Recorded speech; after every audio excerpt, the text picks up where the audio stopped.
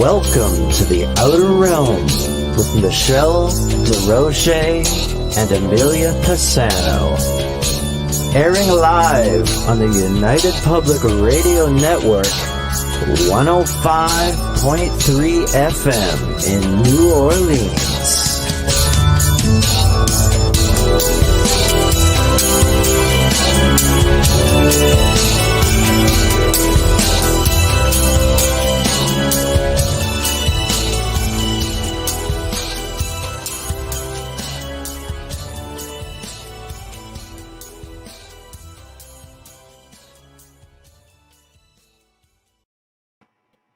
Good evening, everyone. Welcome to the Wednesday night segment of The Outer Realm. We are broadcasting live on United Public Radio Network, UFO Paranormal Radio Network, 105.3 and 107.7 FM from the beautiful city of New Orleans. We are also live on Roku. So now you can watch us from the comfort of your own living room. So if you have an account, head on over and seek out UFO Paranormal, and you will find little old us there. Anyway, we're fully sponsored by the amazing folks over at Folgers Coffee, who have been a part of our journey since the beginning. So thank you, Folgers. We appreciate you so very much, and we could not do it without you. Also, big thank you to Dr. Snick, the sonic surgeon, a.k.a. Justin Snicker, for his contribution of his time, his music, and his voice for our intro and occasionally outro. He's an award-winning composer of Halloween, horror, sci-fi, and dark wave electronic music, which can be found at locations such as Bandcamp, Spotify, iTunes, Amazon, you name it, you can find him. So thank you to Justin Snicker. Also, big thank you to artist Steve McGinnis. Basically, he does a lot of horror art, and he is the genius behind all of our artwork at the Outer Realm. So big thank you to him as well. Tonight, of course, we welcome the return of our friend and repeat guest, Reverend William Bean, who you guys, many of us know as Bill Bean, who's going to be discussing his new book, Tales from an Exorcist. So I'm sure he's always fascinating to listen to, so I have no doubt that's going to be an amazing segment. For those who want to partake in the chat room, please note that Roku has no chat room. So that brings us down to 7, which is, let's see here, YouTube, The Outer Realm, UFO Paranormal Radio, UFO Gods and Extraterrestrials. Then we jump over to Facebook, which is News on the Flip Side, UFO Paranormal, United Public Radio, Canada's Most Haunted, and of course, The Outer Realm, of course. And we do try to pay attention, to how many messages are coming in, but kind of look at it as like an 8-lane highway trying to come down into like one, and right? And it depends. Like, we're not just like purposely trying to ignore you all. We just have to kind of go with the pace of the guest as well. And then sometimes we may just put your comments up if there's no specific question attached. But beyond that, please be patient with us. Yeah, it doesn't feel like 7 chat rooms. It feels more like 30. I know. When everybody's in there. Yeah, it's hard to keep up. And remember, people, it's like for Bubbles and I, today's like our Monday. So true. Exactly. So be patient with us. It is We're doing our best. Anyway, so Bubbles, how's it going? And it's 9:00 at night, just saying. And that too. I'm good. You sound so much better. Sounds like a healthier week this week for you. I was just saying I could taste food and wine. Oh, I know. when you can't taste wine, life just sucks. It's true, especially on like really hard days. Hey, Kenny. Hey, Wayne.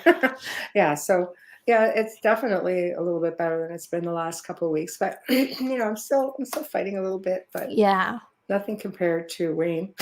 I know, because he's still in the middle of it, sadly. And we know because you're still hacking that it's going to be over 10 days. Sorry, buddy. I hope you feel better. Yeah, he's a few days behind me, I think 2 or 3. So I think it's a little bit more than that. Yeah. I want to ask the audience, if I can, what are your thoughts? Because I'm going to ask Reverend William, what are your thoughts on paranormal TikTok? Oh, I'm really curious because chime in. Yeah. Because I watch a lot of it. I mean, I search it and I look for it and I watch it when I'm actually researching something. I don't watch paranormal TikTok on a norm. I watch Italian grandmothers on TikTok Sure, she does. because I need to laugh. I need to laugh, right? Yeah. But I'm curious as to, there's such a huge following on TikTok, and I'm so curious as to what everybody's interest is. Are you for it? Are you against it? Is there something you'd like to see more of on there? Would you like to see clips of us on there? Things like that. TikTok is anything but normal. Yes, Wayne, that is the truth. And I'm just really amazed by how many things are on there and how careful you have to be about what you're watching, because there's a lot of fake stuff on there. Not gonna lie, there is so much fake stuff, and there's a few people that we know in this field that are watching those videos and saying fact or faked or what they think of. Even with UFOs on TikTok, there's a lot of film clips and that and sightings. So I'm curious.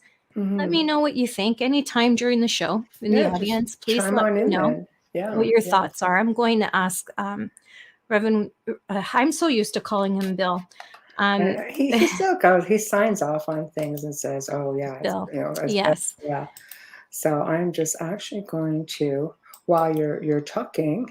Yeah, I'm just curious. I'm curious to see, because I'm seeing some people that we know in this field really, really heavy on there. Kenny Blackburn says, "Freaky, weird stories. Be real." Yeah. Oh, there we go. There's some really doozies, and you look at it and say, there is no way that this is real.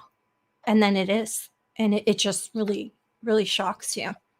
Ray says, I just want it to be truthful because I hate charlatans thinking it's okay to lie.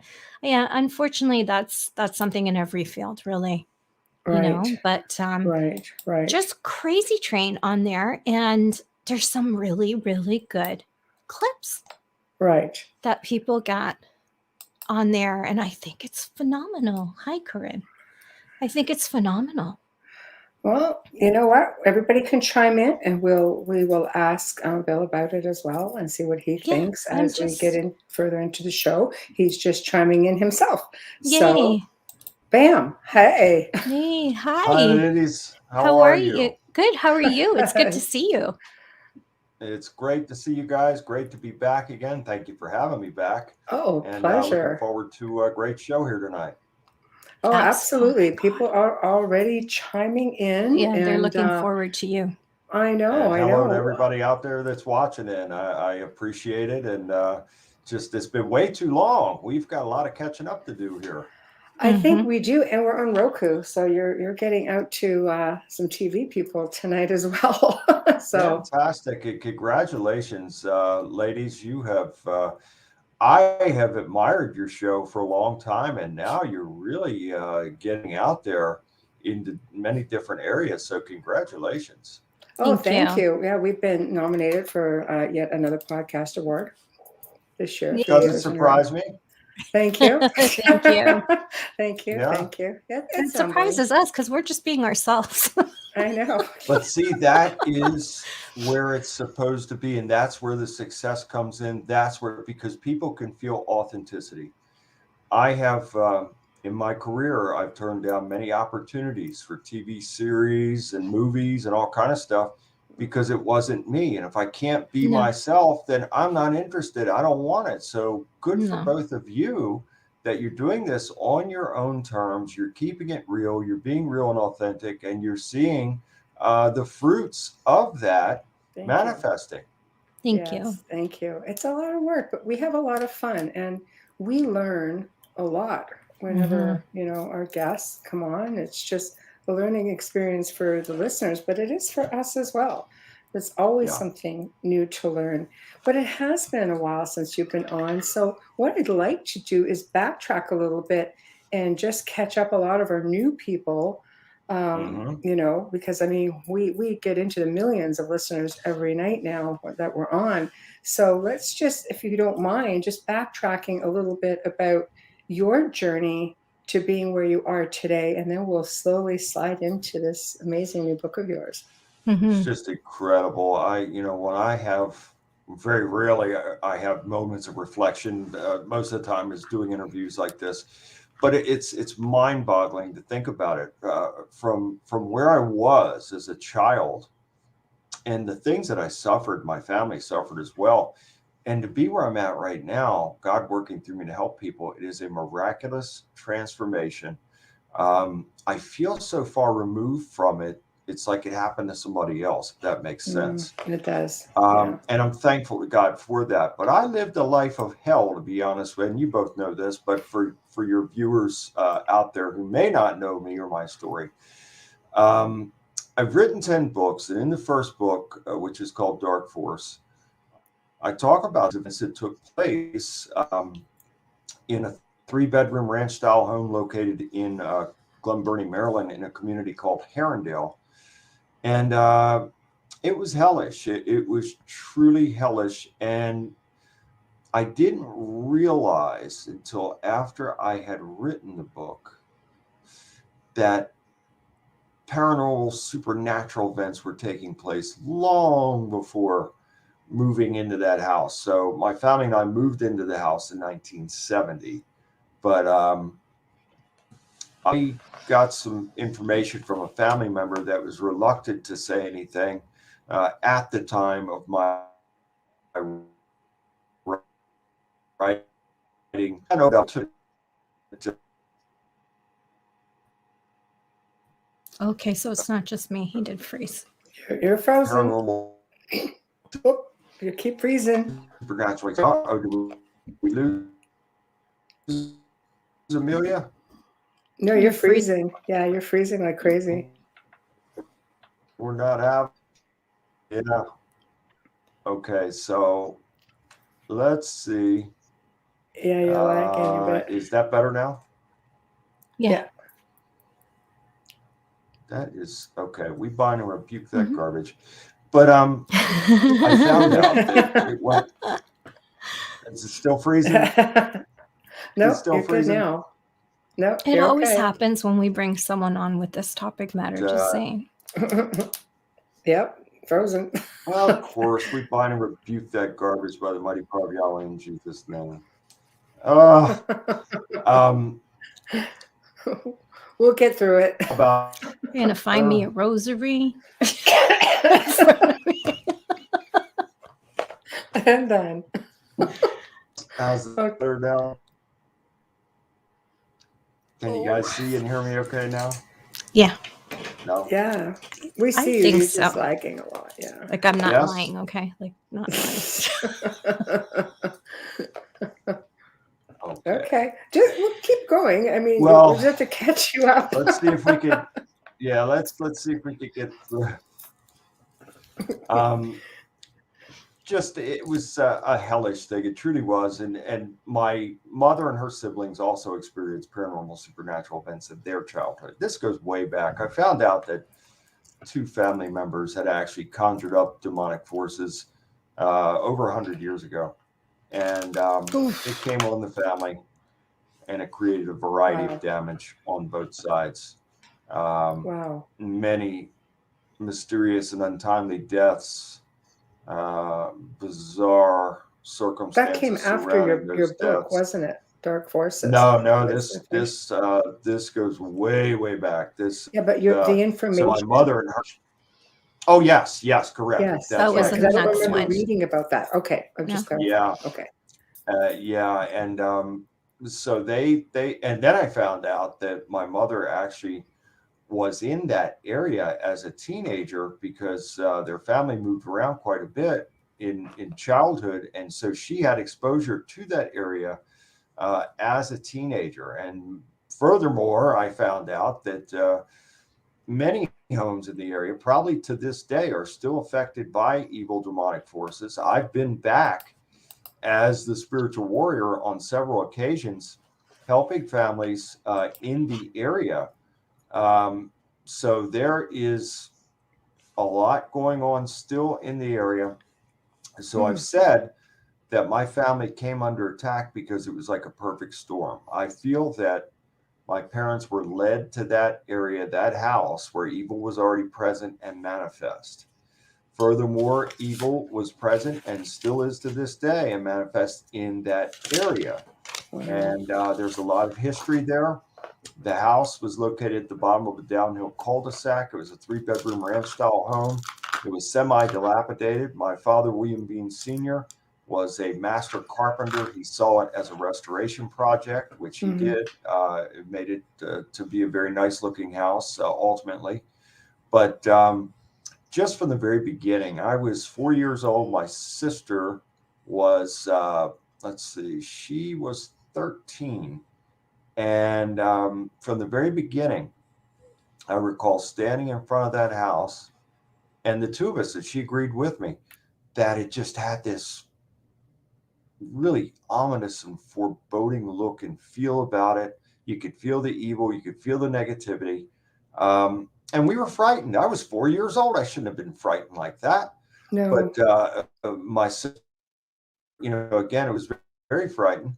And so that's where it began for us. But you would go into the home, and it was very, very dark. It was always dark. It had dark brown paneling on the walls, almost black in color. And so even on the brightest of days, that house was dark, and it just had such an ominous feel and a heavy feel. When evil is present, you'll feel things like a heaviness in the air. Frequencies change as well, which could cause your ears to ring. You will smell foul odors. And then, of course, the feeling of presence as well. So there's many factors into this that will alert us to an evil presence. And that house had all of it. And so you would enter in through the front door into the living room. Now, interestingly enough, you would walk in through the front door, and there was the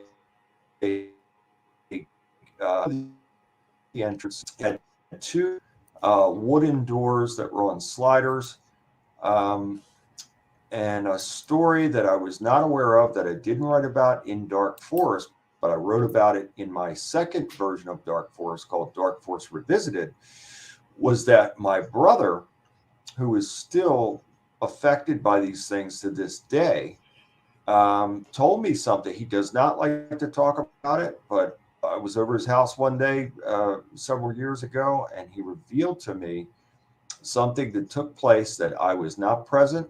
I was not even in the home at the time. I was visiting my grandmother, and he told me that he was on the couch in the living room. My father, who was a very rugged individual, he was as strong as a bull. He was a man's man, and a kind man, and blessed in every way that you could imagine.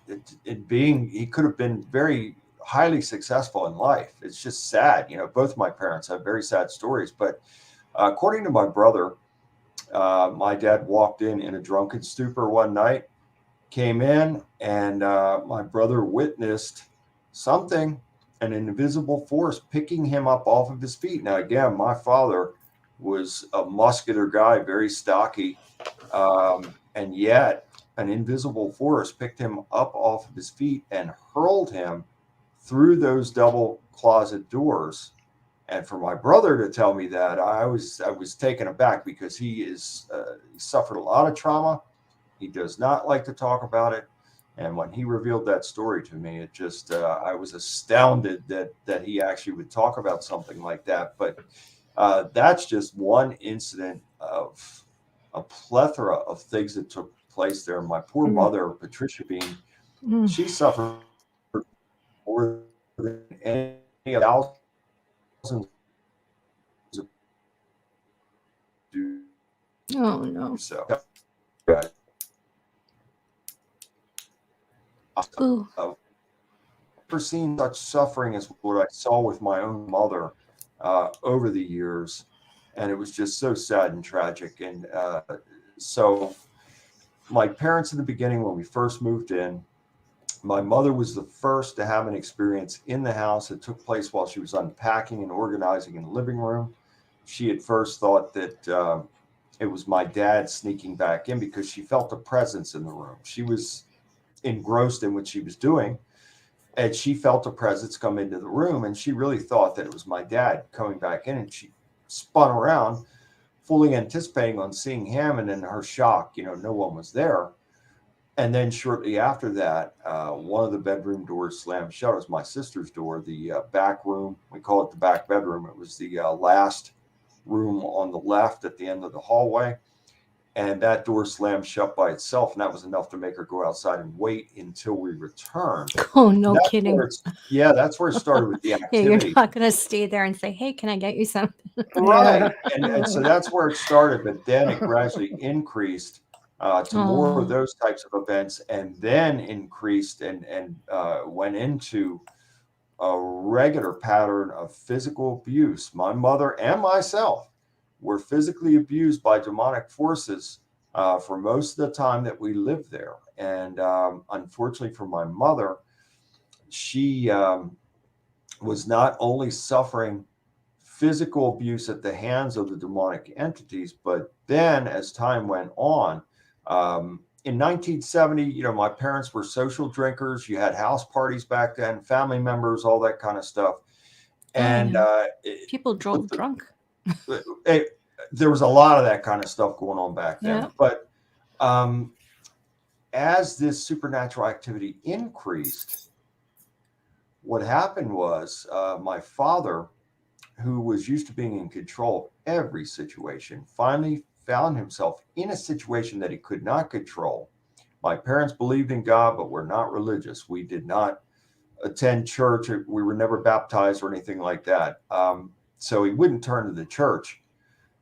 I think in looking back on this, and I'm not making excuses for my father because he was a good man who made many horrible decisions, but I really believe that this drove him to a life of alcoholism, which was an escape from reality because he could not control the situation.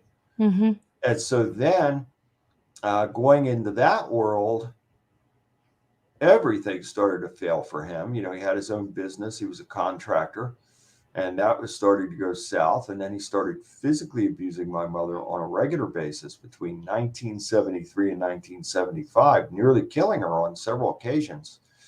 And so my mother just absolutely suffered terribly. And she had also developed high blood pressure, which led to a series of strokes. So she was going through the health issues, going through the spiritual issues, and then going through the physical domestic abuse at the same time.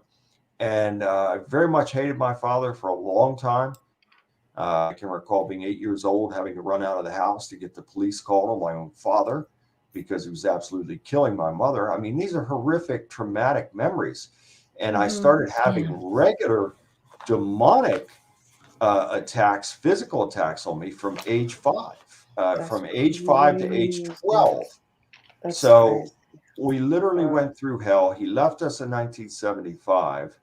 And when he left, unfortunately, he left us in such a bad way that my mother, who at that time was physically unable to get a job and go to work because she was so beaten down health-wise and spiritually as well, she had to go on welfare. I mean, it was just awful. So we had money problems. We had the supernatural aspect as the main contributor to the problem. The house was auctioned off in the front yard. But that's how it goes, isn't it? Yeah. Yes, a cavalcade of a snowball effect. And this is exactly so. All life operates on frequency and vibration. So when God, Yahweh, spoke the world into existence, he did so by the power of his voice, which is frequency and vibration. So all life operates on that principle. So if we are on high frequency and high vibration, life is good, life is positive, we are moving forward. But if we are on low, like I'm describing here, life sucks. There's always a drama, a problem, an issue, and never an answer or solution. And we lived in that for very long. What happened was event after event after event took place, and we were in the fear-based, trauma-based way of think and living. And when you get into that type of prisoner, I said in the book, a prisoner in a POW camp, you become accustomed to that, and you actually accept that, even though it is horrific. you accept that as normal because you come to expect those things to It's happen. like that And Stockholm we syndrome. lived You like that just, for so long. yeah. Correct, Michelle. You're Yeah. absolutely right. And May I ask, like, it you pains did, me when I talk about this. So when I look back, go ahead. I'm sorry. oh no, go ahead. Go ahead. I'll jump in later. Go ahead. I said it pains me. No, don't lose the thought. I want you to ask me. It just pains me sometimes when I look back, and especially when I have to write about these things. Oh my goodness, when I have to put myself back there, especially when it comes to suffering from my mother, it pains me terribly. Mhm. Yeah, you have to be careful because that's quite an opening that you're creating. It does. Well, I'm happy to tell you that, coming out of that, and this is why God chose me to do what I do. That He which knows what led me he's to my doing. question. Go You ahead. I'm took sorry. the situation and you went with it. Like I think a lot of us who have, and I came from, an oppressive, situation as well for a good part of my life with an entity, and you learn to, I cope with it, when there was no internet back then, right? You found your way, and I Right. did, and I chose to get into the field and help other people on a different level than what you do, of course. Now, your brother, who didn't talk about it very much, and he just until recently, he wants nothing to do with it. How did your siblings, like? How do they cope even now? Love them both. They're wonderful people. They're good and productive people. But just Can't like go anybody there. else, they're troubled in their own ways. And and I think in my brother's case, he was the youngest of the three of us, and he was so young. Neither of my parents lived to see the age of 50. My mother died of a cerebral hemorrhage at age 44, and that I'm was sorry. 2 months after my beloved grandmother, her mother, died from a sudden series of heart attacks. These were the two closest people to me in my life. It's God, hard. God showed me a vision of their deaths about 6 months before it happened, and I begged him to take me instead of them because I wouldn't be able to bear it without them. Oh, it would have And killed your mother anyways if you went first. yeah, You know that. it was horrible. And so so I think my brother still has a lot of trauma, a lot of bitterness. He feels that People don't ever his recover childhood from was things like robbed. that. Not Yeah, everybody and can cope. he's a good man. He is a hard worker, has a wife and 2 children, and he's been a very good provider. Family continues to do so. But let's just say they didn't choose the road of faith. Maybe I could say it that way. And I love them both dearly, and they're great people. But they don't share as much in faith as I do. And I pray that they'll get there one day. That's all I can say. Some people look at it and like they go the other way. It's like, why would you let this happen to me? Yeah, And then it's like out of sight, out of mind. After all, acknowledgement is empowerment. You don't yeah, acknowledge it, it doesn't exist. That's the mindset, of a lot of individuals. I think with yourself, you wanted to do something about it. For some of us, we can do this, and it was my calling. I do on a different level for the last couple of decades, and Amelia's on board, and it's just you either do it, accept it for what it is, and go full. I'd say full warrior mode, as I'm sure you'll agree, that's right. or you just sit back That's and absolutely right. watch it. Watch it infiltrate, because it does infiltrate. And when you think back, I remember Amelia and I talking. She would be telling me stories of her upbringing, or even right up until the last couple of decades, and I'd say, well, similar with me. And then you sit back and you go, holy crap, I think I had something in the house. You don't think about it because it happens sometimes so gradually, and next thing you know, you've got And an subtly, yeah, infestation, you're fully oppressed.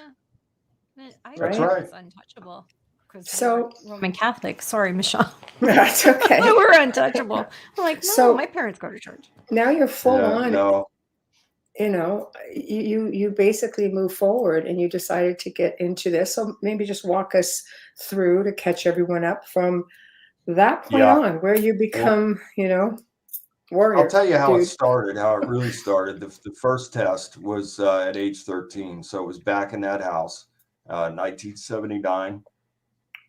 We had a priest involved. My family and I are not Catholic, but my step grandfather was, my mother's stepfather, and he went to his church.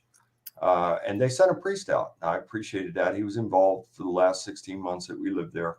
And it got to the point to where he was bringing mason jars full of holy water and telling my mother, when she saw these manifestations, literally throw it at them. And that's how bad it had gotten. After my dad left, my mother came under pretty much nightly physical attack from these demonic entities, choking her. My mother had cuts, bruises, bite marks, scratches on her long after my dad had left. And she was also struck with a glass that was shot out of a cabinet like a projectile that busted her brow, rendered her unconscious. She had a concussion. She had to go to the hospital. So the abuse continued. But then my life had a lengthy conversation with my father's older brother, my Uncle Clifford. And he's no longer with us, but he's a devout Christian. And he told me that we could take power and authority over evil by the power of God. And I really didn't understand it until he sat down with me and started telling me this. And I'm telling you, God knows what he's doing. He brings people into our lives for a reason, right time. And certainly my uncle was there at the right time to give me this information because it empowered me. So for the first time in my life, after having that discussion with him, I felt like I had hope. I felt empowered. I was a victim for so long, and now all of a sudden I feel empowered. Little did I know that the very next day I would be engaged in my first battle against these evil forces.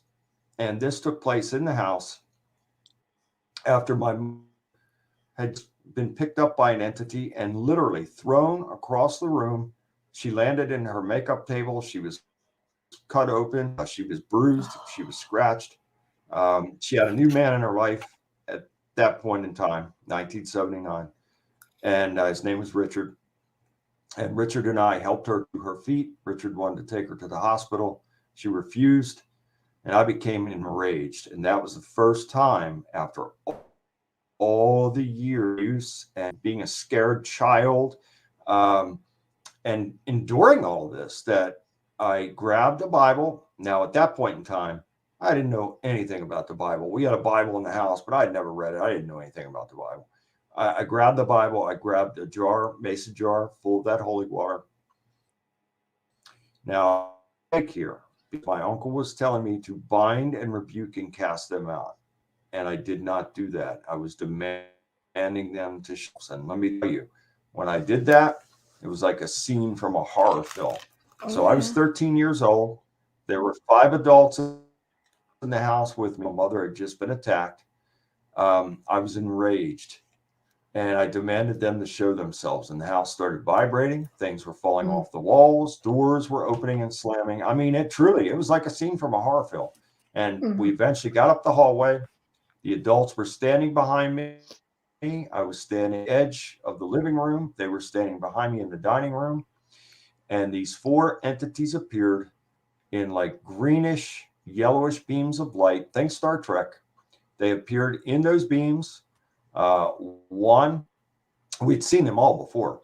One had the look, we call it the Undertaker. It had this black beard. Sometimes it wore a hat, sometimes it didn't, and it had chalky white skin, black eyes, very sinister. And the entity was attacking my mother on a regular basis. And then another one next to him had the look of a human male, red hair, curly hair, close, short curly hair, long scar down the side of its left side of his face, but also had chalky white skin and black eyes. And then there was a female. Long dark hair, long black gown, sharp facial features, black eyes was what we call which I wrote about in my first book. Had to be at least 7 feet tall, glowing red eyes, and just like a black form. And we clearly saw them. And the adults were probably 10 feet behind me in the dining room. And we clearly saw those entities, I would say, for at least 3 seconds. And they didn't just suddenly vanish, they just dissipated.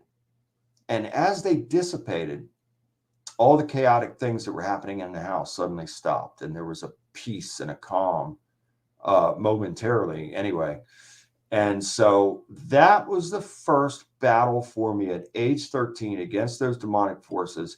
And I really do, looking back on this now, I believe that in order for me to be where I'm at now and helping others, I had to suffer and I had to experience things. And so I think that was a test for me from God to see if I could be this spiritual warrior that he would later 13 years call upon. old, though. That's Yes, 13 years old. And I'll tell you, I'll never, ever forget it. And I can't describe to both of you in words how enraged I was, because when you're victimized over and over and over and over and over, and you're pushed in a corner and you're bullied and some people, and I was one of those people, you're going to come out fighting. You've had enough, and now you're going to explode, and now you're going to be on the offense, and you've had it. And that's how it was with me. So I think that was my first test from God to see if I could actually stand up to these demonic supernatural forces. And so little did I know, because I have to tell you both, I had no intention of ever becoming an exorcist, spiritual deliverance minister, spiritual warrior, whatever you want to call me, because once I was free from this, and I wasn't free from it until I made the greatest decision that I've ever made in my life, and that was to make God first in my life, and then accept Yahshua, Jesus the Christ, in my life. That's when things changed. That's when I was free. And shortly after that is when God put a calling on my life to become a non-denomination minister that would go out and help people. And when I first got this calling, I thought, God must have a sense of humor, because why would he choose somebody like me? What can I do to help anybody? Because at that point in time, I felt worthless, to be honest with you. I had to quit school in the 8th grade because of the deaths of my mother and grandmother. I was paying room and board. I had to go live somewhere to live somewhere. I lied about my age, went to work on a construction site with these really tough guys, made me a tough guy. But I was a skinny kid, working with men, some hardcore men. And I had to grow up very, very quickly.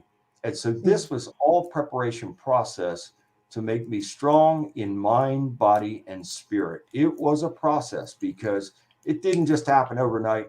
I had to work very hard.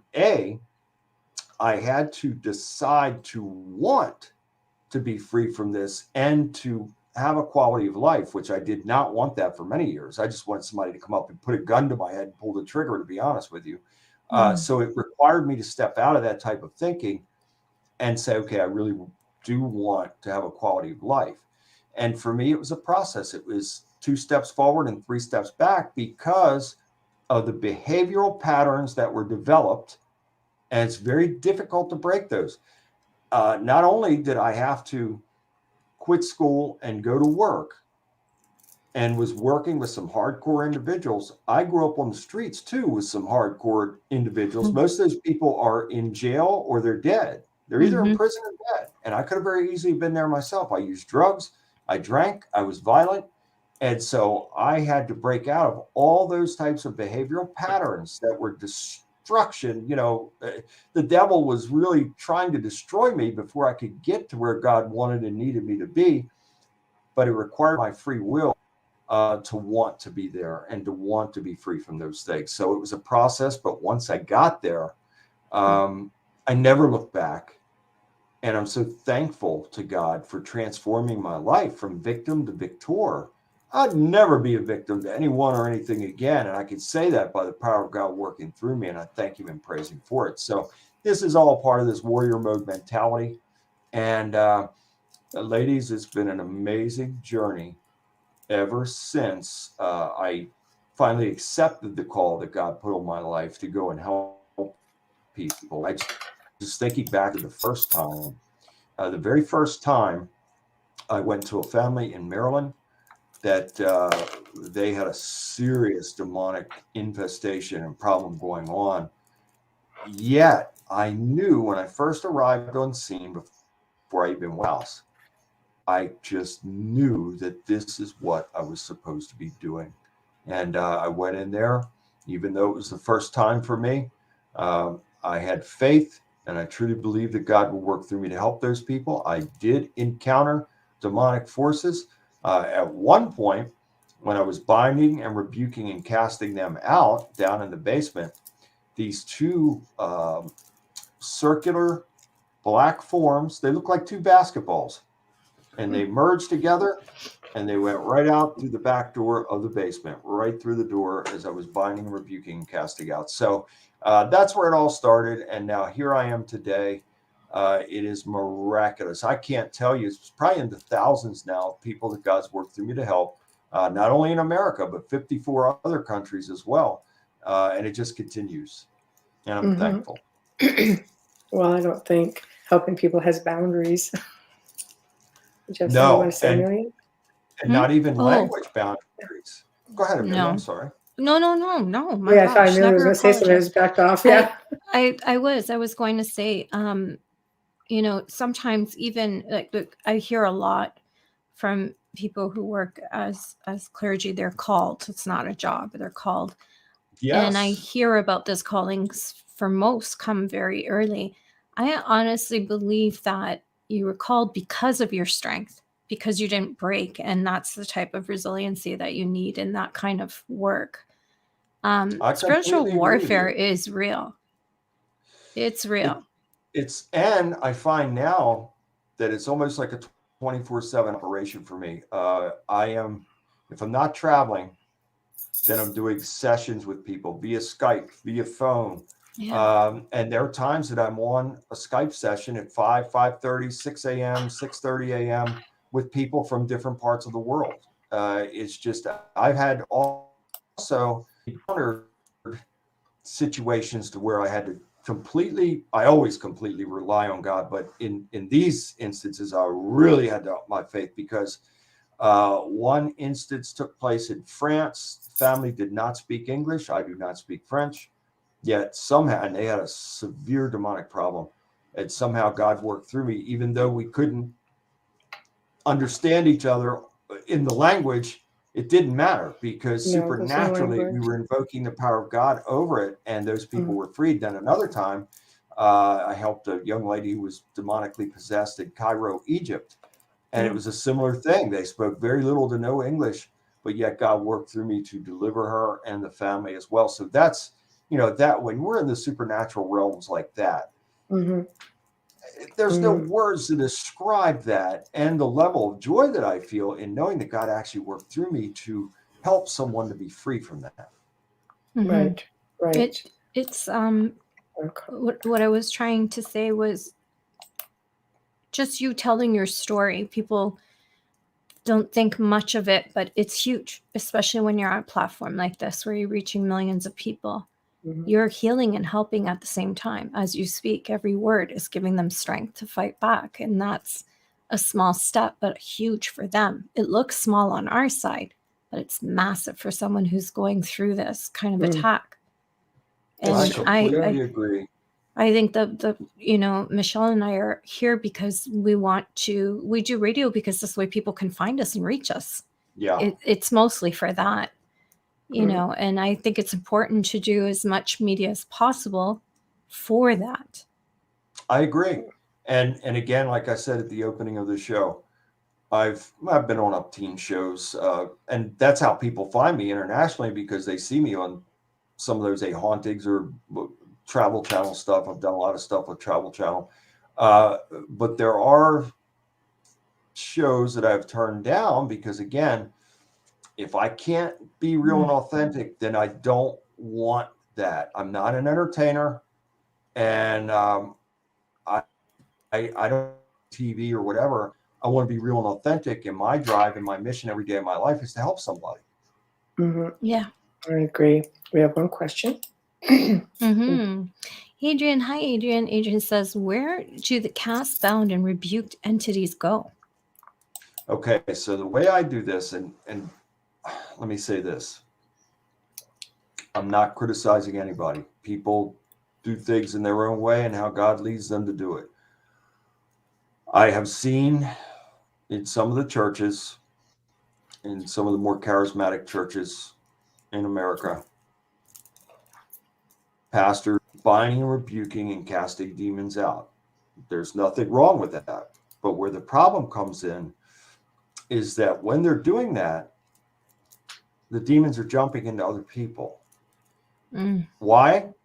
Because they're not so, and I'm not saying I'm perfect and the way that I do it is perfect, but I'm going to share with you how I do it and how God leads me to do it. So when I'm binding and rebuking and casting out demons, I ask God, Yahweh, to send his giant warrior angels to come and take those demons into custody and carry them off and deposit them back into the pits of hell where they belong. That way, everybody's covered. They're not jumping into anybody. They're not going into anybody else's houses. They are being taken into custody. So we have to be very thorough and mindful of these things when we're doing this, because otherwise it's very dangerous. Transference is huge in an exorcism. It's huge. It's a big part of how it moves around to avoid a priest or clergy working on the victim, the person who's possessed, and it'll bounce around. There's actually a film, and it's based on a true story, but yet and I'm not criticizing the Vatican, just the Vatican denounces it.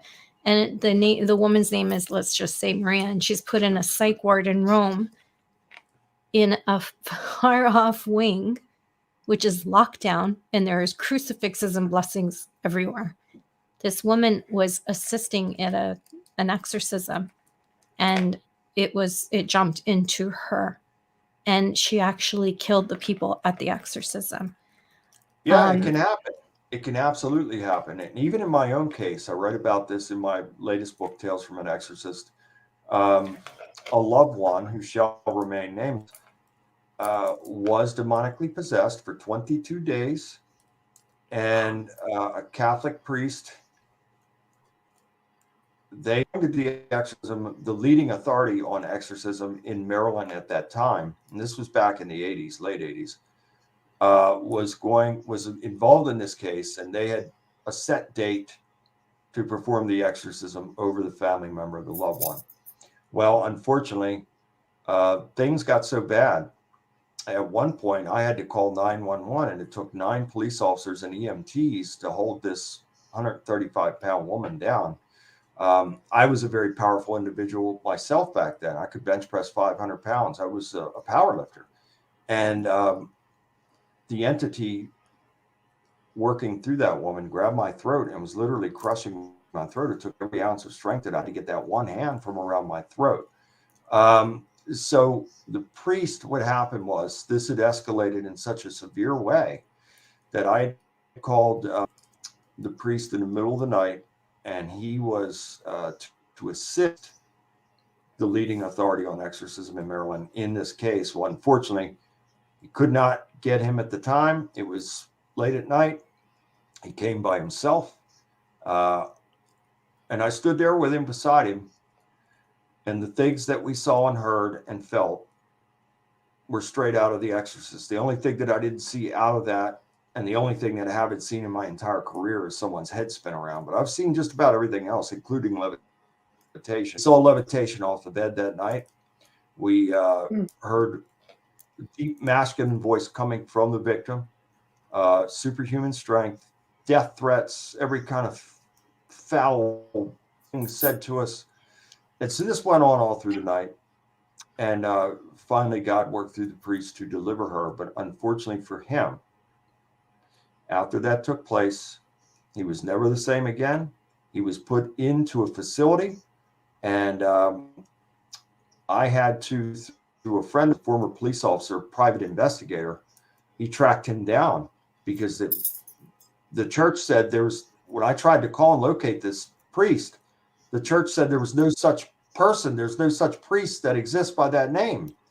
And it took my friend, John Romine, to, as a private investigator, to track down this priest at the facility. And he actually was able to go there and speak with him briefly about what took place that night. And that was many years ago. The priest is probably no longer with us, but God bless bad about it, because that man was put into danger And looking back on it, the way his life was affected after that, I feel bad for calling him and having him placed into that level of danger, because he was never the same again. And he lived out, as far as I know, there was days in the facility, and gave some very candid commentary to John Romine when he went there, asking him about the case. May I? Of course. Thank you. No, I don't want to cross because Bill's lagging. I don't want to wait for the cross finger. everybody. Yeah, that's what I did earlier, but I wasn't sure if you I saw see me. the finger. It's like, okay. Excuse me. Yeah, this one, the pointer. Excuse me. What I wanted to ask you, which I think a lot of people at home are thinking, and I ask every time we have somebody who does this kind of spiritual work, what process do you go through? What process does a person go through if they come to you for help? Like, how do you decide this is someone that I need to assist and I need to be there? This is definitely a possession. Because the naysayers will say, well, there's a lot of scientific reasons for everything that you're saying. I mean, there are, like epilepsy and different mental health issues. If there's a child, things like yes. that, And, the strength can come from all kinds of different places. But how do you decide? Well, first of all, it's holy discernment. So am I perfect? Absolutely not. Do I claim to be? No way. No But one is. I'm real and authentic, and I try to do my best, and I try to be every day of my life, because I'm focused on helping others. So therefore, in my commitment to God, which is real and authentic, I try to draw as close to him as I possibly can, and he blesses me with holy discernment. Now, people have come to me from all walks of life with every situation that you can imagine. Not everybody's possessed, that's for sure. It's rare, really, when you break it down in the larger scheme of things. But I try to help everyone. I don't turn anybody away, even if it's people that are mentally disturbed. There have been situations where people were fabricating as well, and I had to pull out of a haunting episode because I found that people were fabricating, and I couldn't be a part of that. But I deal with people that, and if it's a case of possession, it'll be a loved one that contacts me, because the affected individual is not going to contact me. It would be a loved one, and then we would have to get consent from that individual because it comes down to free will. But in other cases, there are people, some type of block or attachment, a demonic stronghold. There are many levels to this. Family bloodline curse, ties, people that get into relationships with people that are toxic to them, and that develops a soul tie, and that will create a level of evil and negativity that will put a person under that type of curse, that everything continues to go negative due to that soul tie. There are people out there that do place curses on people, whether that is voodoo, Santeria, or Halia, or other things like that. It's very real. I can think off the top of my head of a few cases to where people actually had curses others, and it resulted in death in 2 cases that I could think of off the top of my head that I was involved in. So there are many levels to this. Yes, if it's somebody demonically possessed, he'll give me the whole. I also have to have dialogue.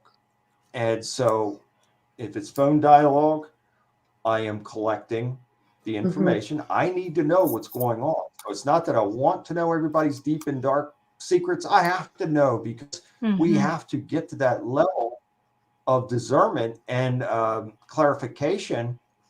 Yeah. To know that if secrets this is in this situation. Account, is this a real and authentic account of demonic possession? Is this person oppressed? Is there an attachment? Is there a stronghold? Why is it? Is the victim or victims, are they under the influence of drugs and alcohol? Do they have other types of addictions? There are many trauma, childhood trauma. Yes.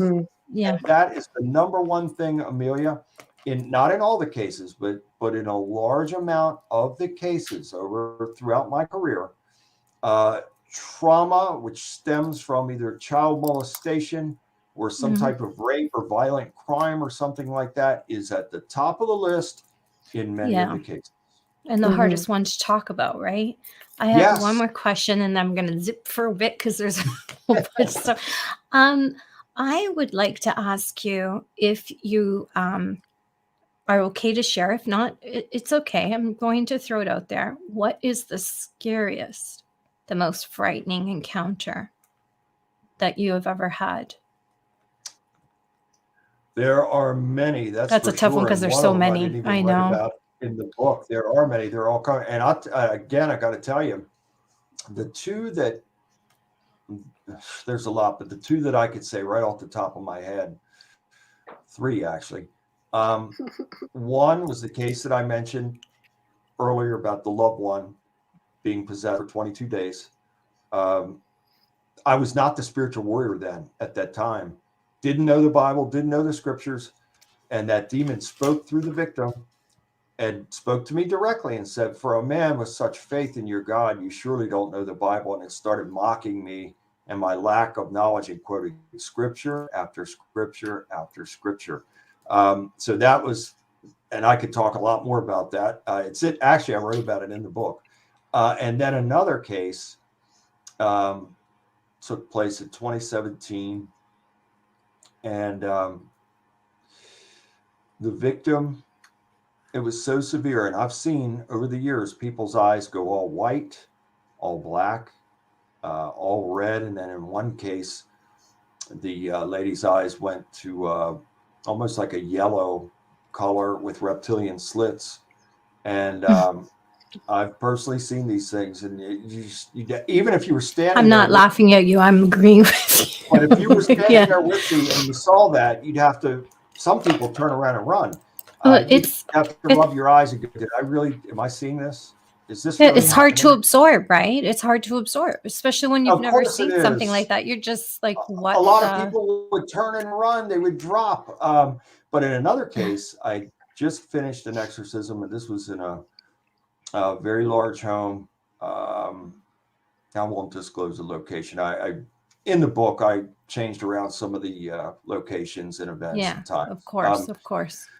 But this took place in a very large house. The lady was severely demonically possessed. God worked through me to free her. And then this is another thing. Not with there. After the exorcism is complete, in most cases, I will follow that up with a covenant renewal and a baptism. So I'll perform a baptism over the victim in their bathtub if I have to, sometimes swimming pool, baptize people in creeks, you name it. But after that, then I have to go through the entire home and make sure that there are no demons hiding or lurking anywhere in there. They don't want to go. They don't want to be smallest corners. Smallest corners in between the walls. Yeah. Well, in this one case, gone through the house, and then at the end, I had to go upstairs, and it was so this was like a 3 or 4 level house, and I think it was the 4th level. It had a wide set of steps that went up to an attic area, and the attic, I guess they were going to transform that into a master bedroom or something. And so I went up the steps. To my right, there was it was sort of like split in half. To the right, there was a lamp there, and there was some light. And I started, blessing everything and binding and rebuking and casting out any demons that might be there, asking Yahweh to send his angels to take them into custody, carry them off. So everything seemed fine on that side where the lamp was. So everything's complete there. Now I'm going to go left and start my trek to the other side, which was completely dark. And got over to that other side. And on the right, to my right, there was a window. There was like a double window. There was no curtains or anything like that. And the moonlight was coming in through that window. And there was, so between that window, and I would say maybe 10, 12 feet from the window shaft, And standing in between that window and relationship, I got pretty even, there, getting over there towards the window, the ventilation, standing in between that, no more than I would have to say 6 to 8 feet in front of me was this 7 or more feet tall black entity, all black, very similar to what I saw in the house as a child growing up. Glowing red eyes, looked like a hooded type of entity, but it also had something else that I hadn't seen before. It had these, almost looked like it was wings folded. You could see points sticking up past the shoulders, like wings were folded in. Almost like a bat. Yeah. And I think I had my Bible in my left hand, mixture, which is a mixture of water, holy oil, and holy salt. And sometimes I was going to say I'd be screaming for the salt. Well, a lot of people now, I want you both to think about this for a second, because as I'm describing it, that's exactly how it happened. And a lot of people probably would have fainted. Some would turn around, and some probably would. I'm standing, I would say, between 6 and 8 feet in front of this entity. And this was only by the power of God that I could have the strength to remain there and then have the strength to take power and authority over it. And I said, by the mighty power of Yahweh and his mighty and holy name, in Yahshua, Jesus the Christ's name, I bind and rebuke you, and I cast you out. And I threw that mixture 3 times, and that thing let out a screech like I have never heard before or since. It was so loud, it rattled the windows in the house, and then it departed. I will never ever forget that as long as I live.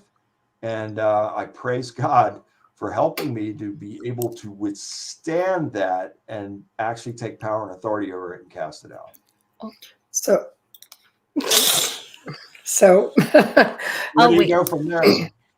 Well, basically, because you're making mention of the type of entities that you're seeing in the book, you do write about the common types of entities. Did you want to go through those? Like, you've got fallen angels, Nephilim, the snake-like demons, and I'll tell you, Michelle, you're right on the mark there with that question, because I really have thought about that for many years, and I thought, that may have been a fallen angel right there. What I encountered right there very well could have been a fallen angel. And so, yes, you're right. There are many different types of these entities. And this goes really deep. This is a deep rabbit hole, because the devil, Hasatan, Belial, Lucifer, whatever you want to call him, he was a very favored being in heaven. He held a high place. He was the choir director in heaven, in charge of the praise and worship music of the Most High God, Yahweh Elohim. And so he held a very high position, and the rebellion started. And this will be for another show, another time, maybe. I have my theories as to who the devil is and who exactly he is to God and to Jesus as well.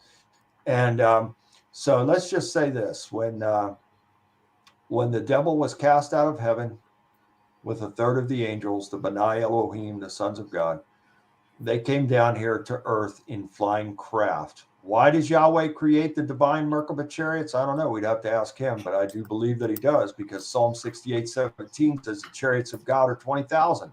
So if in fact what I'm saying is true, then the devil and a third of the angels were cast out of heaven.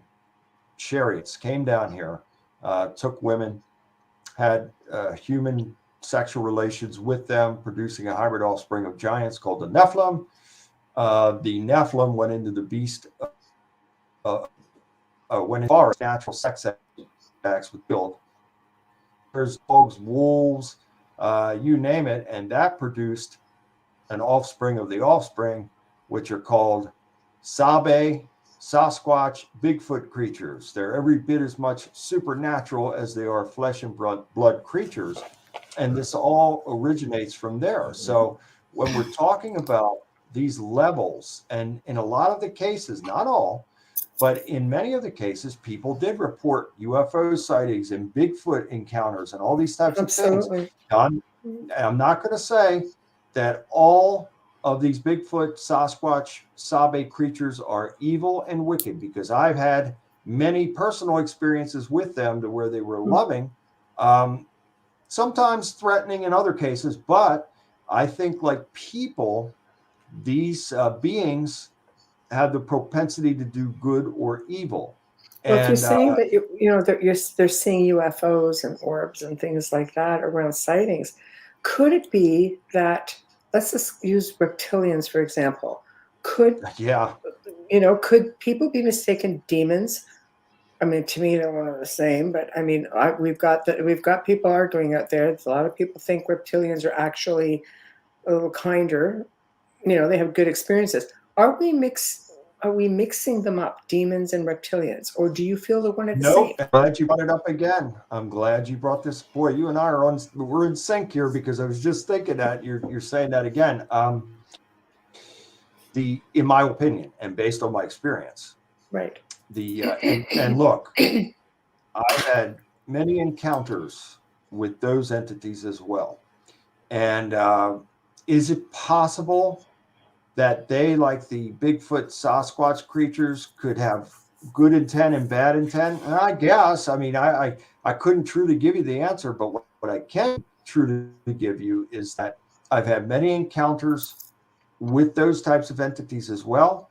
And I do believe the evil ones are absolutely in the satanic realms and kingdoms. So let's take it to a larger scale. And this is speculation on my part. I've got no way of proving this. But I truly believe that the world, especially America, is in such great turmoil for a reason. Yeah. And the reason for that is that God, Yahweh, is allowing the devil to have this short time on the earth to literally create havoc and make everything upside down and backwards. Now, that said, if that's true, I believe that the devil uses reptilians to be the go-between to the power elite on this earth. So the power elite are taking orders via these reptilian entities.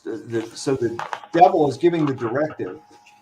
The reptilian entities are bringing the directive upon the power elite.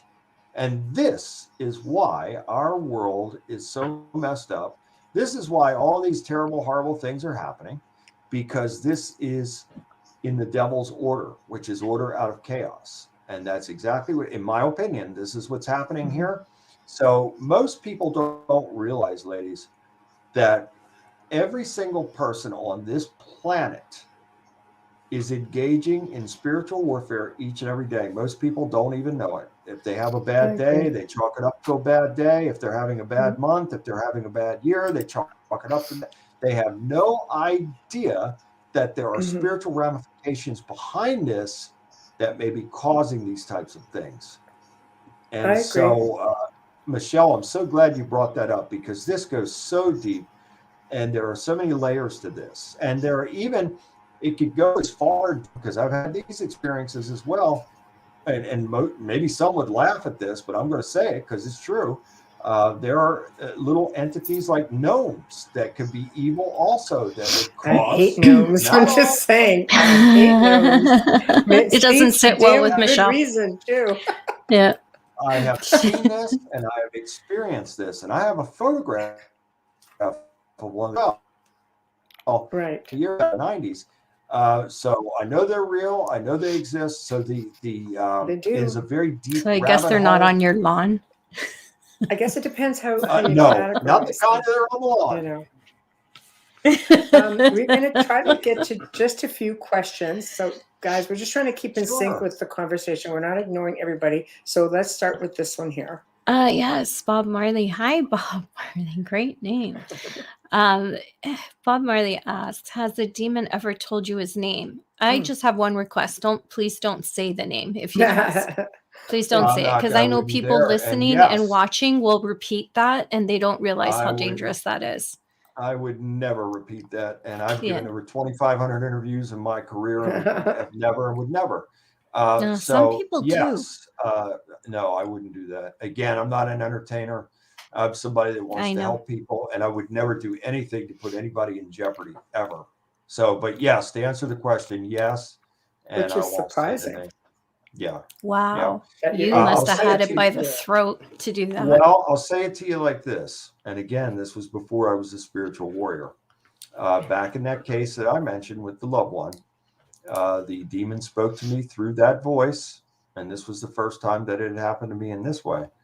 It said, "Why don't you just give up and join us?" And I said, "Who are you?" And it said a name. So I'll Right. leave it at that. Yeah, you show great control and dedication to be able to assist someone that you love in that circumstance. Amelia, I'll tell you, it's only by the power of God. I mean, I've had people, I've been in situations as a spiritual warrior where people wanted to shoot me. I had a Yeah. person hand me their gun and say, "I want to shoot you right now. You better take this." People try to stab me. One incident, a person tried to slash me with a shard of glass. I have been, people tried to bite me. They have spit on me. You just wouldn't believe it. We could be here all night if I listed the things. So I've been in a lot of danger as this spiritual warrior, but I've been in many life-threatening situations throughout my life, and God saved me every time. But I understand it all. Like I said earlier, it was necessary to experience these things to be where I'm at in helping people. Yeah, and often these people that are doing these things to you are often led by the darkness. It's not in them to be that way. It's just a behavior. Correct. Sorry. I could Okay. talk to You're Bill like all absolutely night. right. And so it's essential that I keep, so my whole thing, being in these types of situations, I have to be in control. Therefore, I can't show any fear. If I show fear, I'm not in control anymore, and I'm defeated. And the people that I'm trying to help are defeated. So I have to, under whatever circumstance it is, I have to be in control and maintain control of the situation, no matter what. Bob Marley asks, have angels and demons, are they a legion? Yeah, but they're squadrons. Yeah, so there's Yeah. legions and squadrons of Yahweh's heavenly angels, and then the devil's demons. Absolutely. Yeah, Bob, that's a great film, by the way, if you can watch it. Legion was a great film. Michelle liked it too. Oh yeah, big time. That was a great film.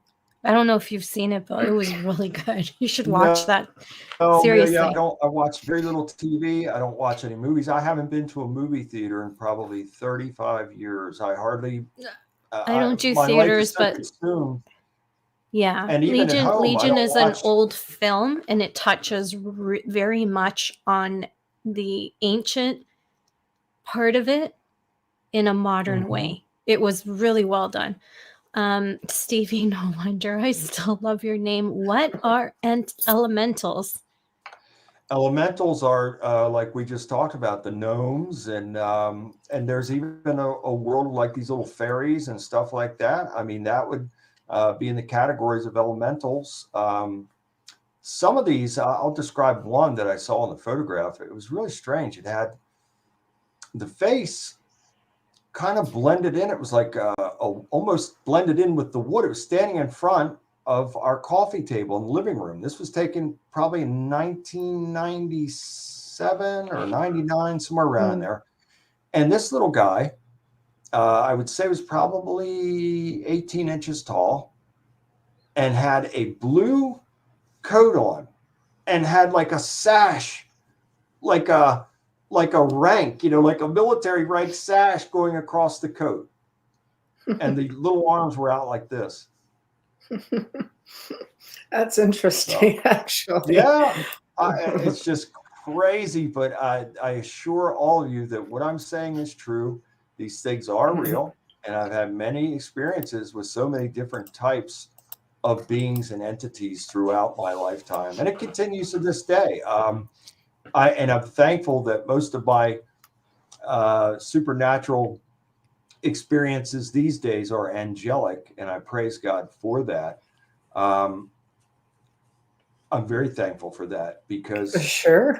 coming out of the being delivered, we have to be very careful, because if we go back to, and this is why I'm every bit as much a counselor and life coach as I am a spiritual warrior, because after this is over with, not only do I have to do the things that I described to you ladies, I also have to sit down with the client or clients after that, and we have to put a game plan together for that person or person's life in moving forward.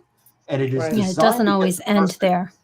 Yes, you're Yeah. right, Amelia. And sometimes people cannot get out of that fear-based, trauma-based way of thinking and living. And unfortunately, they open themselves up again, and it comes back, and it comes back more It's severely. true. So The there are repeat some that offenders.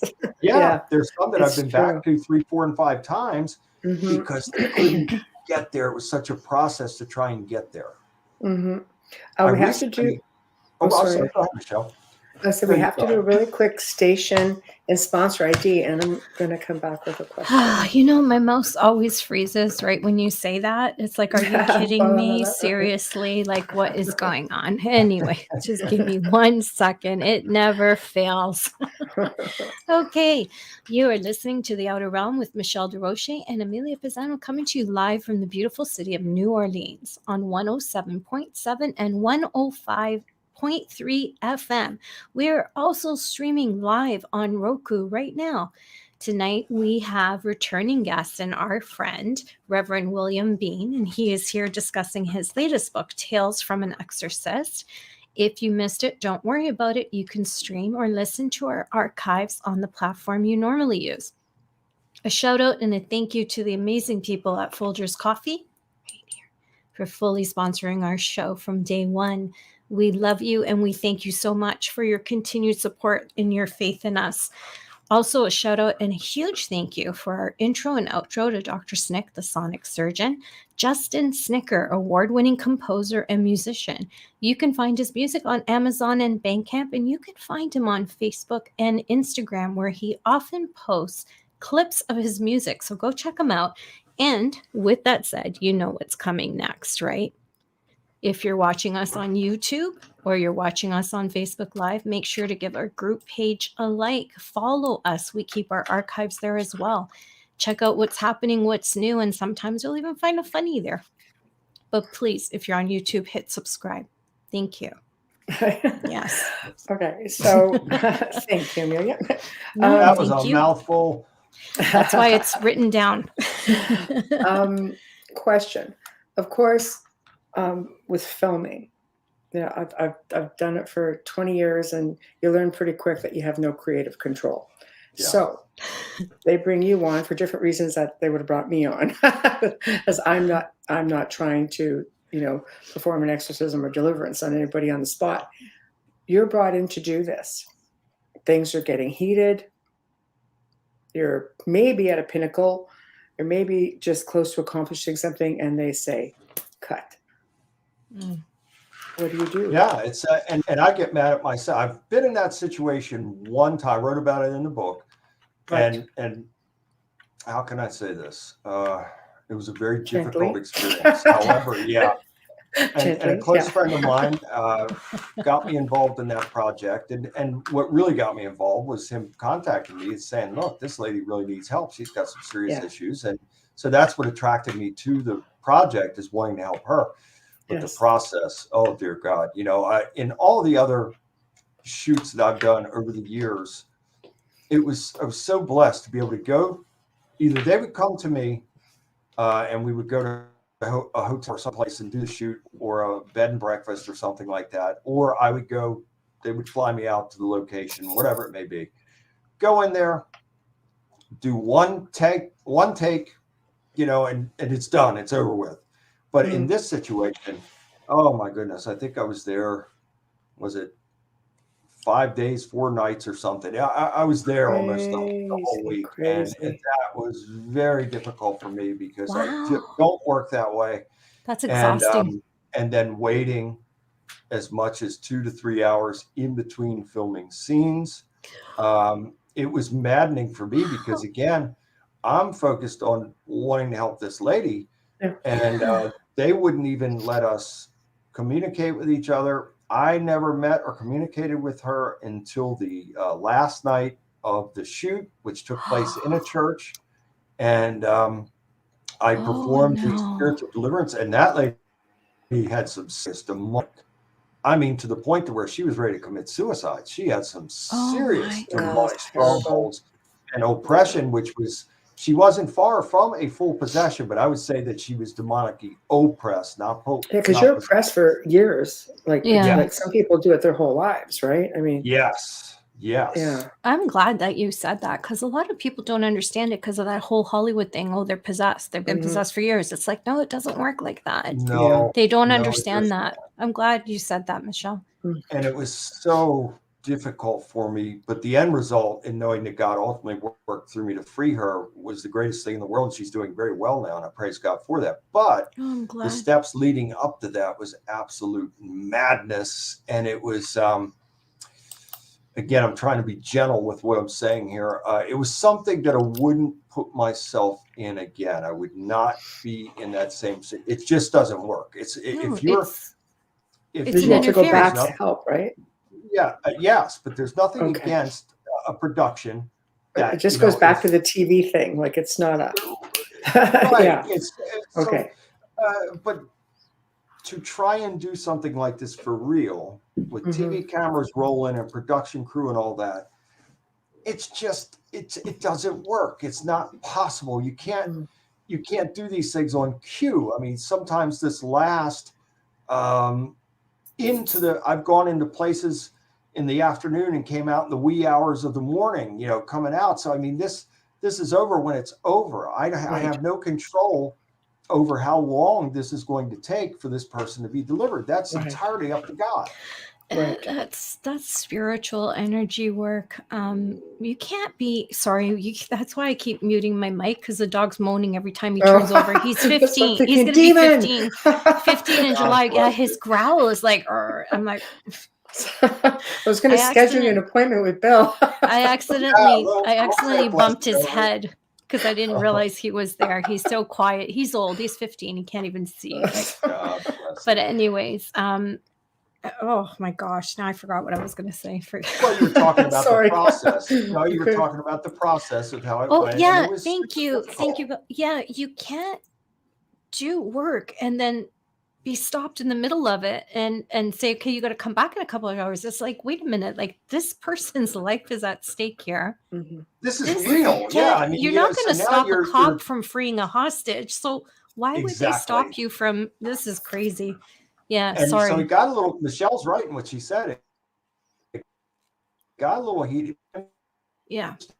And this, their production have skills to meet. They're doing their job. I understand that. That's right. But you've now called me in to provide a service for this woman, and you can't come in while I'm in the middle of performing this service and, oh, here we are. We're going to talk loud and we're going to cuss and we're going to break everything down. No, that's not going to work.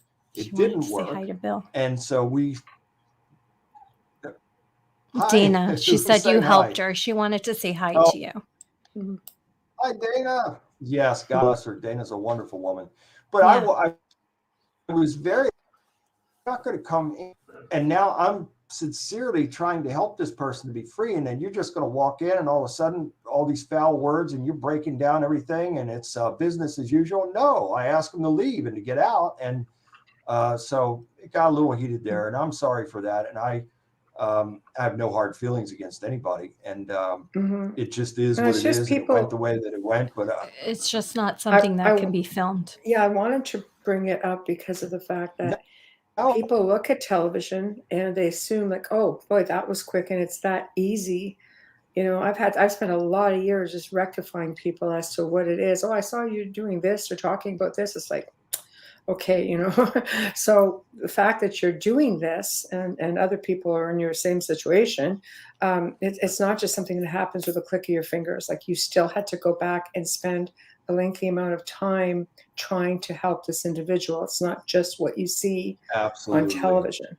Okay, yeah. It's just really important to specify that because, yes. You don't say a couple of words and it's over with. And as a matter of fact, how can I say this gently? I was asked to say a couple of words and that'll be it and we'll just wrap it up and that's it. Serious? You're not seriously saying that to me, right? It was. It's your reputation. Let's say it was a learning experience. I'll put it to you that way. It was a learning experience. I will never ever be in a position like that again, because that is of no value to what I'm doing and how God works through me to help people. So Could it I work guess I'll the other just way? say it like that. Put people in danger because you have an entity here and you're here saying a couple of words, and you've got people who are just, again, lights, camera, action, we're done. Yeah. Could it have gone the other way?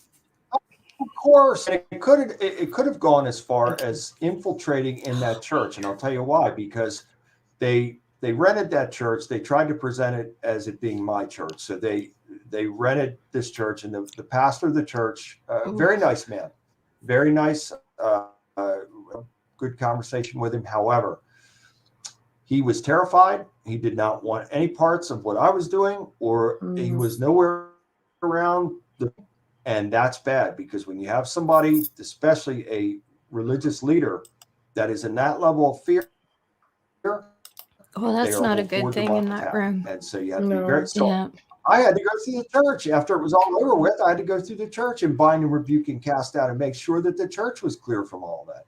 You know what, ladies Bill? would be surprised at the churches that have called me in to come and help the pastor, the pastor's wife, the family, the congregation, because they were seeing demons in the church. I've been called into several churches around America to help people like that. Wow. Yeah, Yeah, I that's believe great. that. But in a way, it's a better thing. First of all, you got to help this woman, Thank God. and she got your assistance, and she's okay. Yes. And second of all, so everything happens for a reason. We don't believe in coincidences here. Nope. And secondly, if he had helped you, it probably would have jeopardized you because of his fear. If you had given him a book and said, read these pages with me, it could have turned completely different. So I think it's a good thing that he wasn't around, to be honest. Yeah. No, I agree with you. And I had a recent case last week, and I mostly for that very what you said right there, because if there's any cracks in the armor anywhere, well, the demons, they're going to infiltrate. They're going to take advantage of that. But I had weakest link. Jeff Leeper come with me last week. This was bizarre. Hi to Jeff. I love him. We go back years. I love Jeff. I love him dearly. He's like family to me. And God worked through me to perform a deliverance over him, and changed his life, and now he wants to help other people. But I got contacted from this man in Hawaii. Now, this is most bizarre because I'm very, very busy. I have to set appointments with people. I don't do things on the spur of the moment. Yet, I receive a message from this guy, and I've helped him before via Skype. He sends me a message and says, I have come to Maryland now because I feel God led me here in order for you to help me to be free once and for all. And at first I'm thinking, wait a minute now. I'm busy. You're not just going to pop in and say, oh, so come and help me. But then I started thinking about it, and God really started helping me to get past that and say, well, wait a minute now.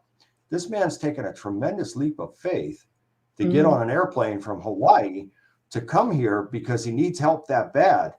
I got past the annoyance, started thinking, okay, this. And so, well, I think maybe the entity is hoping that you'll be annoyed. Jeff, and I was, Michelle, to be honest, I was very annoyed at first because I don't work that way. But yeah, sorry, I got a lag. I don't mean to cut you off. Me that, hey, wait a minute now. He put it on me that, hey, this, you got to help this man. And so I contacted Jeff Leeper, and Jeff lives in Gettysburg, came down from Gettysburg, and he met me there, and and I performed the exorcism over him. Jeff assisted me with it, and he's doing great now. And I wouldn't say that he was fully demonically possessed, but what I would say, again, he had heavy demon for years. He was involved in a satanic cult. He was involved in satanic practices, which again brought those strongholds and legal rights in. Performed the spiritual deliverance over him, baptized him. Jeff assisted me. Right. It went great, and I'm happy to tell you both that he is doing wonderful now, and I'm so thankful to God for that. So sometimes we have to get past ourselves, and I'd be the first one to admit that patience is not my strong suit. and I'm No, very mine stressed either. with a lot of people that come to me for help. Oh, And so yeah. it's easy for me to get annoyed if somebody is just coming to me spur of the moment. But Sure. that was a lesson learned for me. Absolutely. I Absolutely. understand that one. Amelia, you started off the show with a question you wanted to ask Bill. So Yes, let's I do did. that. Okay, thank you, Michelle. I didn't want to break the The pattern groove. here. I didn't want to Yeah. break any of the, Grooving. no, because we have, Michelle sets up a format. But anyways, at the beginning of the show, and it came to me because today, like all days, people who know me know that I go on TikTok. Long story, I go in there for a laugh. Needs an intervention. Needs an intervention. Absolutely needs Yep. an intervention. Okay. So, anyways, I've noticed a lot, and I'm friends with Bishop James Long, and he's on there, and I've noticed a lot of paranormal TikTok. Have you been on TikTok, Reverend, or no? Okay. No, I was going to I know what it ask is. you. I know it. Yeah. And I've even seen some videos on YouTube with TikTok Okay. videos. So you know or, exactly what so I'm I know what talking you're about. Yeah. Okay, so whether it's TikTok, YouTube, or Facebook, it doesn't matter what social media platform. I won't leave any out. Instagram, just in case they try and pull us. How do you feel about people sharing these clips? Do you think it's Well, you can be patient and take a deep breath, Well. because that's how I am when I look at these. Yeah. I'm It's grateful dangerous. for people who go on there who are in this field and show them and give their honest opinions on them. I'm grateful for that. But I feel like, like anything, there's good and bad to everything. And it could create a demon or an angel out of Oh, you this. think it can Use the open a pun. door? Is that what Open you're a door. Yeah. Satan is the prince and the power of the air, which means the airwaves. So we have to be very careful, because though we can't see them, I assure you they are there. There's portals everywhere, dimensional doorways, and they can be opened. Even taking something. So my best advice for anybody that would be watching something like that, pray over it first and just say, Yahweh rebuke thee, or I seal this portal up by the mighty power of Yahweh in Jesus' name. Do something to invoke the power of God over that, to make sure that the portal is closed. I would recommend that you don't watch, but if you do something to make sure that portal's closed. Otherwise, the person is vulnerable for those things coming through and causing problems. See, I agree with you. It's sort of like when we're listening to EVPs, electronic voice phenomena. You have to be careful to not let that bleed out into the atmosphere. Like I have like probably, I've got 100, 200 hours of growly stuff, just because that's what I spent 2 decades doing. And you can't put that out to the atmosphere.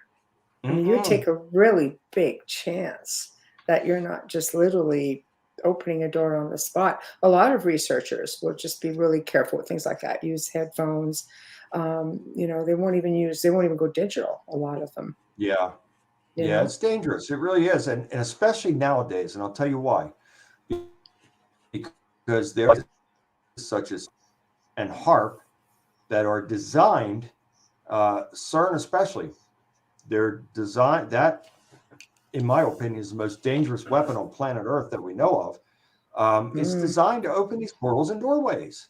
And so you don't know what's on the other side of that, and what's just waiting and hiding and lurking there, waiting to come through.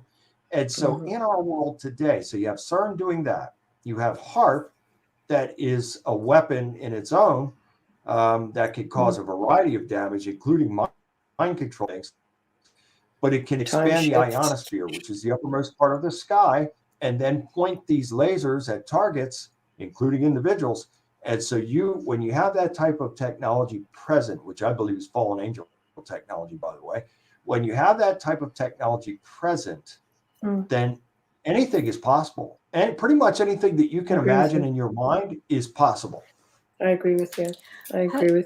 Amelia? Sorry, thank you. You don't watch any television, so you're not aware of what's going on in New York City Fashion Week this week. No. Fashion Week. It's a big thing. You may want to Google search it. No, go Okay. ahead, Amelia. No, just explain what it is. I didn't know if he was talking to me because he froze on my side. Sorry. Yeah, I know you're So we waited. lagging. Sorry, Yeah. we don't mean to cut you off, Yeah. but you're lagging for us. That's So okay. And I'm sorry, but we're making it. okay. We're getting through. And Amelia, tell me what's we're this doing really New well. York So Fashion Week? I saw this post and it was really disturbing because not long ago, Balenciaga had this campaign out. You know about that, right? Yeah. Okay, you're going to want to Google search New York City Fashion Week, Satan. Okay. That's all I'm going to say. That's It's how it'll come up. Yeah, Images. It's horrific. You Google it, you're gonna kind of you're get prepared to just pick your jaw off the floor. So yeah, and my They're point wide here open is now. This is all wide open. we're leading into something that is out there on social media in our pop. It's all out in the open now. Quotation marks pop culture. Yeah. And it's damaging and it's dangerous, regardless of what your thoughts and beliefs are with faith or anything. This is damaging, whether you believe in God or not. See, what this was is damaging for quiet children. And secretive is now out in the open. It's right? very Amelia open. And I were talking about that. Yeah. And this fashion show, when I saw it, I just fell over. Support this. You're watching? Are you looking at it? But when you have those in positions of power that support this kind of stuff, it's wide open. They're bold and they're emboldened to do anything and everything. Why? Because they can. And yes. And New York City Fashion Week is huge. So that is going to be publicized everywhere and never go away because it's the internet. It's true. And it was a brilliant move on their part. Most is there is a blatant disregard for the safety of children. And that disturbs me more than anything, is that these types of people are allowed to indoctrinate children into a certain belief system. And then I remember certain politicians saying that we're going to capture the youth. And that's exactly what is happening here. And it becomes a brainwash. And then no matter what the three of us say, it matters to people like that because they are indoctrinated and they are down with literally with the devil and those causes. And it's very sad. It's very tragic as well. It's a scientific fact proving that if you're exposed to something enough, eventually you just accept it and keep going. So this is exactly a great example of what that is. This is Balenciaga didn't pay a price, so the people stopped shopping there, but yet they are at Fashion Week this week. How is that happening? And isn't it amazing that these people can commit all these wicked and heinous acts, especially against children, and yet they can still have their positions, they can still flourish, they can still do whatever, whenever, however, there's no consequence. That's a good point because they are using the same art director, which really shocked me. Really shocked me. But that's a whole other show. I just thought I'd bring it to your attention because I literally just saw it yesterday. Yeah.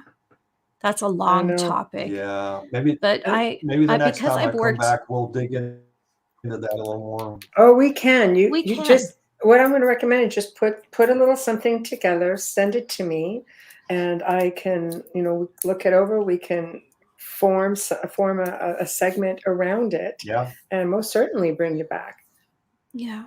No, it's always great to be. Look, we could go on and on and on. That's for sure. Absolutely. I mean, the time always goes so fast when the three of us are talking. It's always fun. We're getting slowly to the top of the hour. So this is basically the part of the show where you promote yourself. Tell everybody what you have coming up. Tell everybody how to find you. Well, I want to thank you both for having me. It's always great to be on with you, and I certainly look forward to the next time. And I want to thank everybody out there also for tuning in, for watching. I appreciate it. And if you are out there and you are in spiritual need, and again, if you feel like you're under some type of curse or block, or even worse, some type of demonic stronghold or oppression, or there's a variety of levels to this, or if you have a loved one, unfortunately, that contact me via my website, billjbean.com.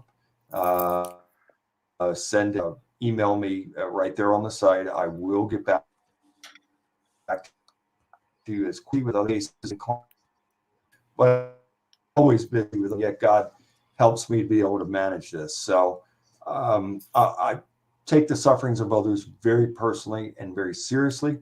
And if you send me a message, I'll do anything and everything that I can by the power of God working through me to help. As far as anything else, that's pretty much, I have a few shows coming up, but really my whole MO in each and every day is I'm committed to the people and the sufferings of these people that come to me for help. So that's really where my mindset is always at. And my day doesn't end until 6:30 a.m. or later every morning before to bed, because it's that many people out there who are in need. And so I am committed by the power of God working through me and the calling that God has put on my life. Do the best and be the best that I can be for these people and try and help them to A, be free, and B, move forward past it. Mm-hmm. Yeah, wise words, and thank you for doing that. It's people sometimes don't realize exactly what's happening to them until it's too late. I wanted to touch on one more thing I did not want to forget, because Becca made a comment earlier, and I meant to put it out there about how many times because Amelia and I've encountered this. I mean, for years I've heard stories of this where they try to get their own church to come in and help them, and they just don't. Sorry. I went through the same. Was that right? Yeah. Priest Yeah. wouldn't pass the foyer. He threw the holy water from the front door. Exactly. I'm in trouble. Yeah. I'm in trouble if you're and not this walking goes in my back to house. what you were saying. This goes back to what you were saying about a holy man being fearful. It goes back to the Bible, the 7 sons of Sheba. If you are not going worth, the only way it can be is to be in complete faith and have no fear. You just can't. Otherwise, you're subject to some bad things happening. And boy, I've heard stories of people being attacked over the years that were trying to, help others. And I've had people offer me money to train them. And no, I'm unless it's a calling from God, I'm not going to put a person in that position, because once you walk through that door, you're not walking back out.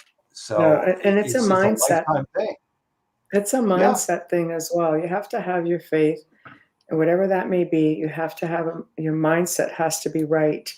I'm always saying, say what you mean what you say, follow through, don't falter, because you won't have another chance. Absolutely correct. And, unfortunately, there are people out there that see these things on TV, and then they'll send messages. Oh, I can do what you do. I want to train me, all that. And I say, look, I'm sorry, it doesn't work that way. And life's not a TV turn show. people away, and I turn them away for their safety. They just have no idea the level of danger that is involved in this and the ramifications as well. So for the most part, unless it's somebody that comes to me that I feel God has put on me, that this is an anointed person chosen by God to do this, otherwise forget it. No way. No, I think people, because they're so, it's so glamorized on television, that they don't understand it. And once you witness it, because I don't understand the attachment to it, and Michelle says it's interesting, their curiosity. I don't get it, because I've lived it my whole life. I don't understand it. I don't think that anyone in this field that does well and helps a lot of people want to be in this field. That's all I'm going to say. But none of us want to be here. We put our own families at risk every time we come forward to help someone. And it's scary. Right. Yeah, it's scary. And there's a lot of preparation in that. So and people don't understand that. There's, again, you hit the nail on the head. There's a lot. It's just not, I show up and I say a few words and presto, it's done, it's over with. No, it doesn't work that way. It's glamorized on television, right? I mean, everybody wants to be the Winchesters. We're not the Winchesters. No. I don't have the shove. I wish I did have the car, but I don't. Well, that's why I turn a lot of things away, because I can't be that. I can't be an entertainer. 100%. 100%. You just, I think television, for me, media for me has always been an avenue of people finding me, and that's what I've spent 20 years doing. I mean, Amelia and I are still doing it. Like Mhm. this Oh is my the way. God, 4 years This is the now. way to reach people. Is what we're doing. Let's face it. I think now with paranormal television, there's so much of it, and Yeah. I do think people get themselves in a lot of trouble. Stevie makes a really good point here. I mean, you want to Yeah. get that quick? Sure, thank you. Or we log off here.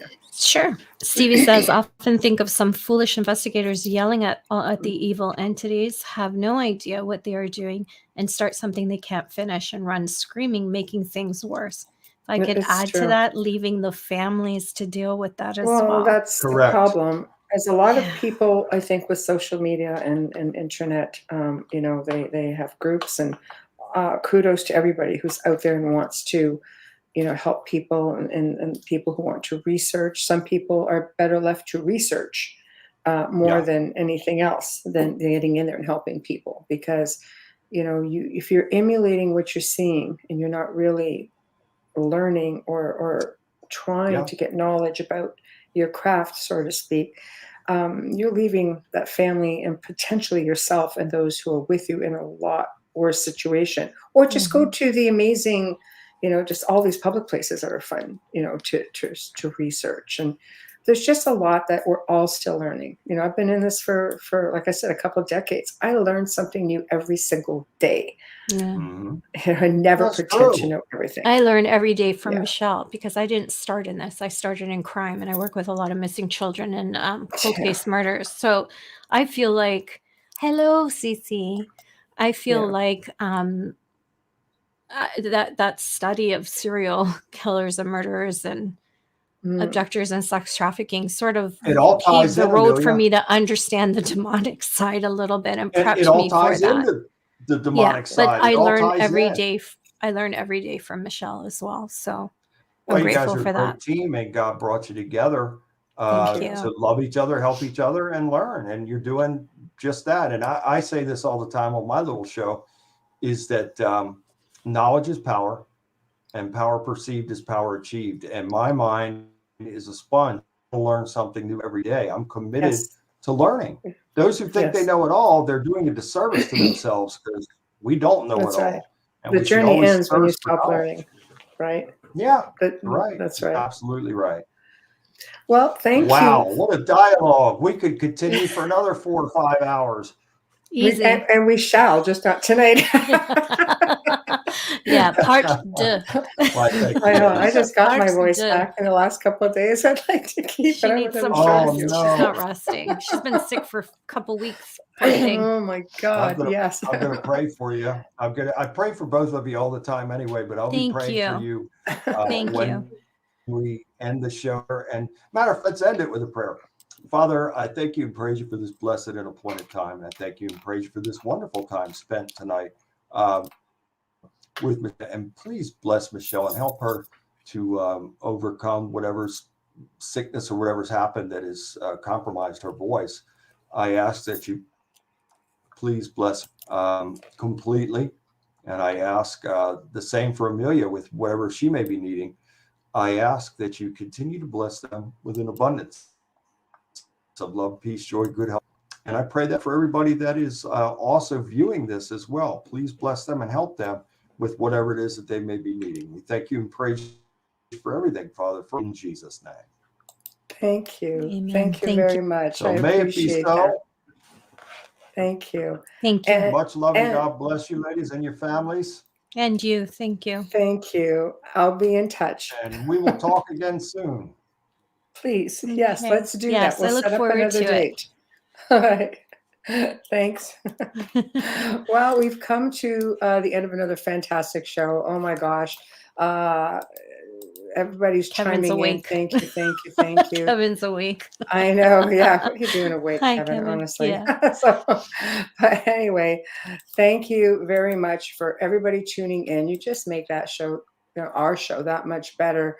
If you are, wherever you're listening, whether it be, Facebook, whether it be YouTube, wherever the case may be, Roku, subscribe, like, follow. We appreciate you so much.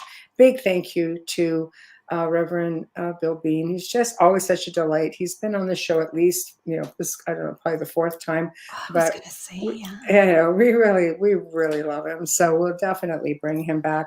Also, big thank you to Folgers Coffee for sponsoring tonight's show. Big thank you to Dr. Snick, Justin Snicker. Big thank you to Steve McGinnis. Thank you. Tomorrow night, we welcome for the very first time Heather L. Arnold.